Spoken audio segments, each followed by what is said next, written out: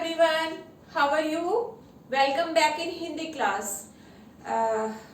Students, as you know that our chapter number 11 was going on and its name was क्रिया विशेषण. Yes, very good. आप सबको तो बहुत अच्छे से याद है.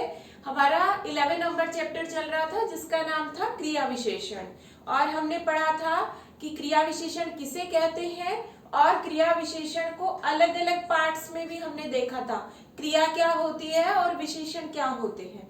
तो हमने देखा था कि क्रिया विशेषण वे शब्द होते हैं जो क्रिया की विशेषता बताते हैं. अब इसी आधार पे हमने क्रिया विशेषण के 4 भेद पढ़े थे और उन 4 भेदों के नाम एक बार रिवाइज करा रही हूं. देखिए, पहला था रीतिवाचक, दूसरा हमने पढ़ा था स्थानवाचक, उसके बाद हमने 3rd नंबर पे देखा कालवाचक और नेक्स्ट था परिमाणवाचक. ये 4 भेद हमने पढ़े. हमने ये देखा कि क्रिया कहाँ हो रही है तो स्थानवाचक, कहाँ का जब हम प्रश्न पूछेंगे और उसका उत्तर मिलेगा इसका मतलब उसमें कौन सी क्रिया विशेषण होगा, स्थानवाचक. अगर हम कब का प्रश्न करें और फिर हमें उत्तर मिले इसका मतलब वो होगी कालवाचक. फिर हमने देखा था कैसे का हमने प्रश्न किया और उसका उत्तर मिल गया तो वो थी हमारी रीतिवाचक. और परिमाणवाचक का जो प्रश्न हमने पूछा वो पूछा जाएगा कितना या कितने कितनी, है ना. इस तरीके से हमने 4 भेद पढ़े थे क्रिया विशेषण के. इसी चैप्टर को आज हम आगे पढ़ रहे हैं. इसके हम क्वेश्चन आंसर्स करेंगे and after that we will do the book exercise. So are you ready guys? Yes, you all are ready. तो हम शुरू करते हैं आज का चैप्टर जिसका नाम है क्रिया विशेषण. और अब हम शुरू कर रहे हैं क्वेश्चन आंसर. सबसे पहले क्वेश्चन आंसर्स में पहला देखिए क्वेश्चन हमसे पूछा गया क्रिया विशेषण किसे कहते हैं. तो बहुत सिंपल सा क्वेश्चन है. हमने इस क्वेश्चन को एक बार नहीं कई बार रिवाइज किया था. इवन हमने इस शब्द के दोनों शब्दों को अलग अलग किया और फिर इसका अर्थ समझा था. तो हम क्रिया विशेषण किसे कहेंगे? क्रिया की विशेषता बताने वाले शब्द. क्रिया की विशेषता बताने वाले शब्द विशेषण क्रिया विशेषण कहलाते हैं. ये हमने डेफिनेशन उसी समय याद कर ली थी कि वे शब्द जो क्रिया की विशेषता बताते हैं वो हमारे कहलाएंगे क्रिया विशेषण.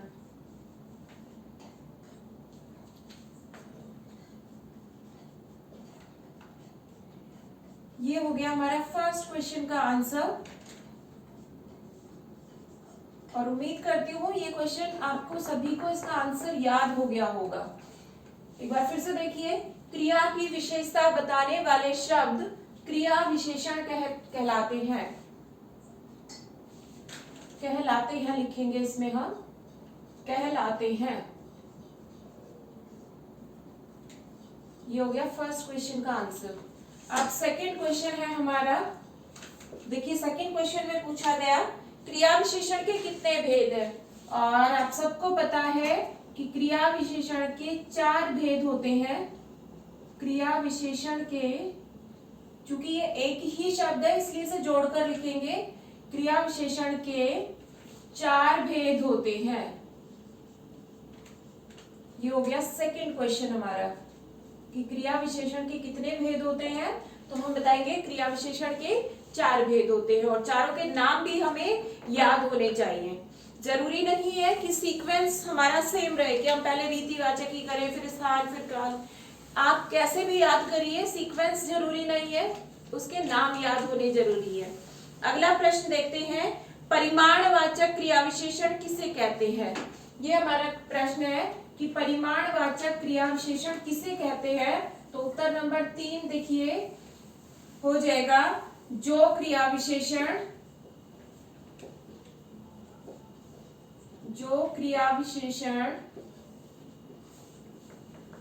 क्रिया की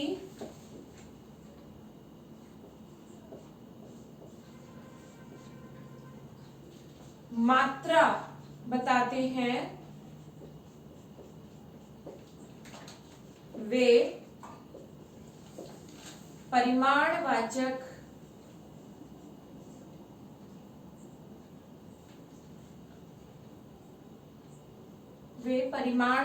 क्रिया विशेषण कहलाते हैं। अर्थात जब ये बताया जाएगा कि क्रिया कितनी हो रही है, क्रिया की मात्रा क्या है, वे शब्द हमारे परिमाणवाचक क्रिया विशेषण में आएंगे। तो ये हो गया हमारा आंसर। जो क्रिया विशेषण क्रिया की मात्रा बताते हैं वे परिमाणवाचक क्रिया विशेषण कहलाते हैं।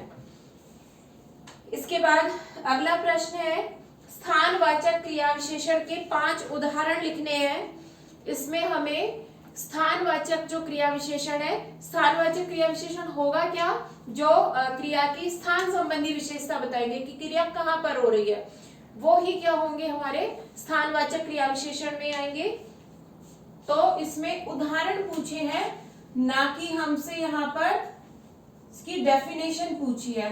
तो उदाहरण हमें लिखने हैं, तो उदाहरण हो जाएंगे यहां, वहां, इधर, उधर, चारों तरफ, इस तरह से इसके उदाहरण हो जाएंगे। और हमसे 5 ही उदाहरण पूछे हैं, तो 5 उदाहरण हमारे हो गए हैं। तो ये हो गए हमारे स्थानवाचक क्रिया विशेषण के उदाहरण, जहां पर क्या स्थान संबंधी बात हमें पता चलेगी। जैसे वह यहां आया था, वह वहां जा रहा था, राम इधर आओ, शाम उधर जाओ, मेरे घर के चारों तरफ वृक्ष है। तो इसमें स्थान बताया गया है किसी भी क्रिया का कि वो कहां पर हो रही है। तो इस तरह से ये हो गए हमारे चारों क्वेश्चंस के आंसर। पहला प्रश्न था हमारा, क्रिया विशेषण किसे कहते हैं। हमने देखा कि क्रिया की विशेषता बताने वाले शब्द जो है वो क्या कहलाएंगे, क्रिया विशेषण कहलाएंगे। उसके बाद दूसरा प्रश्न था कि क्रिया विशेषण के कितने भेद होते हैं। तो हमने पिछली वीडियो में भी पढ़ा, आज भी मैंने स्टार्टिंग में आपको बताया कि क्रिया विशेषण के 4 भेद होते हैं।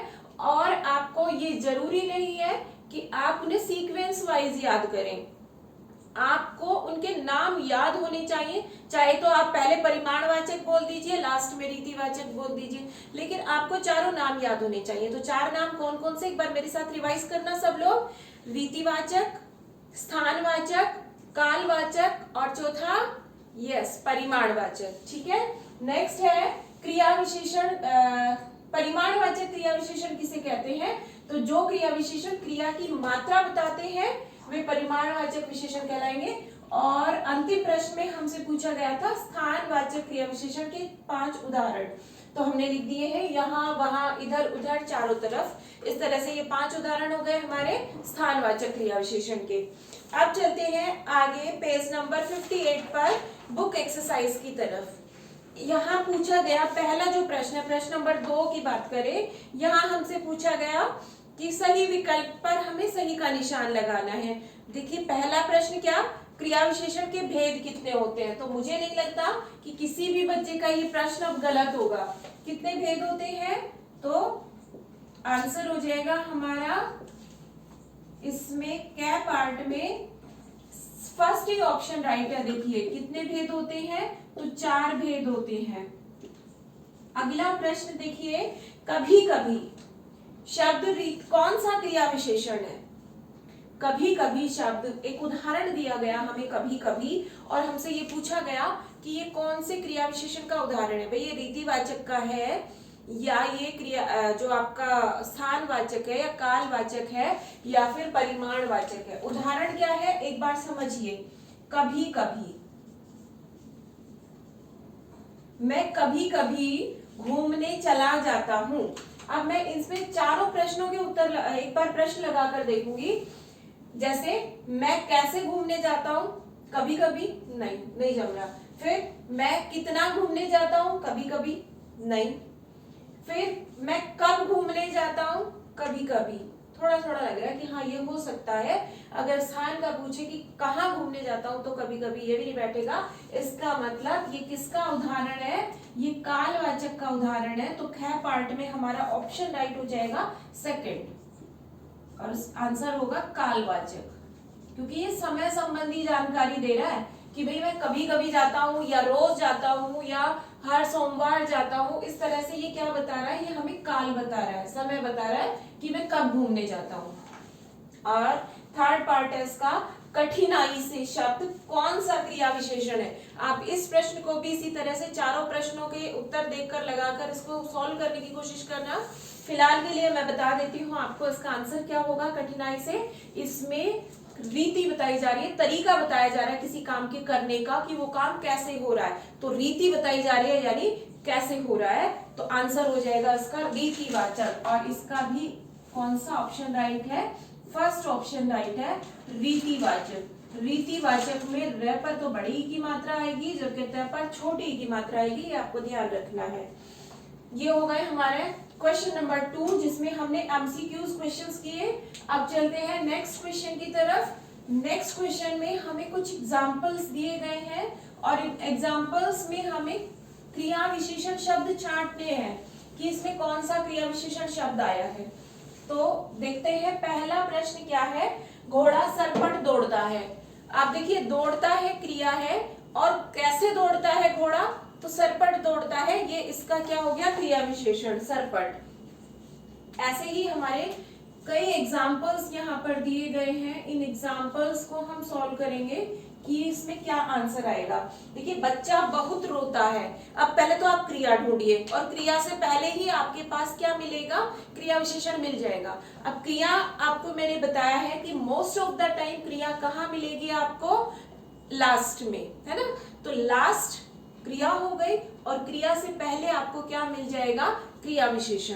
तो बच्चा बहुत रोता है, इसमें रोता है क्या है, क्रिया, और बहुत शब्द क्या हो गया, इस क्रिया की विशेषता हो गई कि बच्चा कितना रोता है, तो बहुत रोता है। इसका मतलब ये कौन सा क्रिया विशेषण है, कौन सा क्रिया विशेषण है, कमेंट करके बताना, ठीक है। आगे है, वह धीरे धीरे लिखता है।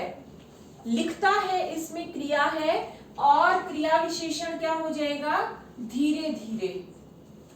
इसका भी आप मुझे बताना कि ये कौन सा क्रिया विशेषण होगा। इन सबके क्रिया विशेषण मैं यहाँ लिख रही हूँ, इन सबके मुझे आप बताना कमेंट करके कि कौन सा क्रिया विशेषण है, ठीक है। 5 के बताना। उसके बाद है, तुम इधर उधर देखते हो। इधर उधर देखते हो, क्रिया क्या है, देखते हो, और किधर देखते हो, इधर उधर। ये हो गया इसकी क्रिया विशेषण, क्रिया की विशेषता कि किधर देखते हो, इधर उधर देखते हो। उसके बाद राजीव मुझसे अधिक खाता है। कितना खाता है, अधिक खाता है। तो अधिक शब्द जो है वो क्या हो गया इसमें, क्रिया विशेषण, क्योंकि खाता है तो क्रिया है, और क्रिया की विशेषता क्या है कि वो अधिक खाता है। नेक्स्ट देखिए, मैं अरविंद से कम खाता हूं। तो यहां भी क्रिया क्या है, खाता हूं, और कितना खाता हूं, तो कम खाता हूं, ये कम शब्द आ गया। अब यहां तक इन 5 के आप मुझे क्या बताएंगे, क्रिया विशेषण के भेद बताएंगे कि इनमें कौन से क्रिया विशेषण प्रयुक्त हुए हैं। ये आप कैसे बताएंगे, ये आप मुझे बताएंगे कमेंट करके, ठीक है। अब अगला देखिए, पंखा धीरे धीरे चल रहा है। पंखा कैसे चल रहा है, धीरे धीरे। चलना विशेषता हो गई, और चलने की विशेषता क्या है कि वो धीरे धीरे चल रहा है। नेक्स्ट, तुम अभी अभी आए हो। आना तो क्रिया है, आए हो ये क्रिया हो गई, और कब आए हो, तो अभी अभी आए हो, ये इसकी विशेषता हो गई। और नेक्स्ट है, बिजली अकस्मात चली गई। अकस्मात का अर्थ होता है अचानक से, कि बिजली अचानक से चली गई। तो बिजली कैसे चली गई, अकस्मात चली गई। ये हो गया इसका शब्द, क्रिया विशेषण शब्द। और नेक्स्ट और लास्ट है इस क्वेश्चन का, प्रातः जल्दी उठा करो। ये बहुत अच्छी आदत भी होती है हमें। प्रातः कब उठना चाहिए, सूर्योदय से पहले जल्दी उठना चाहिए। जो बच्चे जल्दी नहीं उठते ना, वो उन्हें जल्दी से याद भी नहीं होता। जो बच्चे जल्दी उठते हैं उन्हें जल्दी लर्न होता है, इसलिए जल्दी उठा करो। ठीक है, प्रातः जल्दी उठा करो। अब उठना क्रिया है और कब उठा करो, तो जल्दी उठा करो। ये जल्दी शब्द क्या हो गया हमारा, क्रिया विशेषण हो गया। अब चलते हैं अंतिम प्रश्न की ओर। अंतिम प्रश्न हमारा फिल इन द ब्लैंक्स है, जिसमें हमें कुछ ब्लैंक्स दिए गए हैं जिन्हें हमें करेक्ट ऑप्शंस चूज करके फिल करना है। तो देखिए पहला प्रश्न क्या है इसमें, पहला प्रश्न है ट्रेन डैश रुक गई। ये हो गया हमारा प्रश्न नंबर 6। सॉरी, ये 3 था और ये 4 है। प्रश्न नंबर 4, बॉक्स में से सही क्रिया विशेषण शब्द चुनकर लिखने। पहला है ट्रेन डैश रुक गई। अब ट्रेन कैसे रुकी, ट्रेन या तो यहाँ, बहुत, पर्याप्त, अचानक और इधर उधर, ये कुछ ऑप्शंस है। इनमें से जो राइट ऑप्शन है वो होगा ट्रेन अचानक रुक गई। ट्रेन अचानक रुक गई। अभी मैंने आपको एक और शब्द बताया था, उसका समानार्थी अकस्मात, जो यहाँ पर आया था। ठीक है, फिर है वह डैश देखने लगी। कहाँ देखने लगी, तो वह इधर उधर देखने लगी। ये हो गया इसका सेकंड का आंसर। स्थान पूछा है ना, वह डैश देखने लगी, तो स्थान बताया हमने, वह इधर उधर देखने लगी। फिर है मैं डैश बैठूंगा। मैं डैश बैठूंगा, तो ये हो जाएगा मैं यहां बैठूंगा। नेक्स्ट है डिब्बे में डैश स्थान है। और लास्ट है वह डैश बात करता है। तो डिब्बे में पर्याप्त स्थान है। पर्याप्त का मतलब जरूरत के अकॉर्डिंग है, मतलब कम नहीं पड़ेगा, सब आराम से बैठ जाएंगे, इतना उसमें सफिशिएंट स्पेस है। And the last one is वह बहुत बोलता है। यानी कोई वाचाल होगा जो बहुत बोलने वाला होता है, उसको हम क्या कहते हैं, वाचाल। तो उसके लिए शब्द आया यहाँ पर कि वह बहुत बोलता है। इस तरीके से ये था हमारा चैप्टर क्रिया विशेषण का, जिसके हमने क्वेश्चन आंसर्स किए और फिर हमने क्या की, बुक एक्सरसाइज। अब मुझे आप लोग ये बताएंगे कि आपको ये चैप्टर कितना समझ में आया, और तरीका आपको पता ही है कि आप कैसे बताएंगे, वीडियो को लाइक करके बताएंगे। लास्ट वीडियो आप लोगों ने बहुत कम देखी थी, लेकिन अब की बार ऐसा नहीं करना है। आपको अच्छे से वीडियो देखनी है, क्योंकि चैप्टर आपको तभी समझ आएगा जब आप वीडियो देखोगे। अगर वीडियो नहीं देखोगे तो फिर आपको चैप्टर समझ में नहीं आएगा। ठीक है, इसलिए आप वीडियो को जरूर देखा करें। ठीक है, तो आप वीडियो को जरूर देखना और वीडियो को लाइक भी करना। ठीक है स्टूडेंट, आज की क्लास में इतना ही पढ़ेंगे। मिलते हैं नेक्स्ट वीडियो में। तब तक के लिए स्वस्थ रहिए, मस्त रहिए और किसमें व्यस्त रहिए, पढ़ाई में। Okay, bye bye.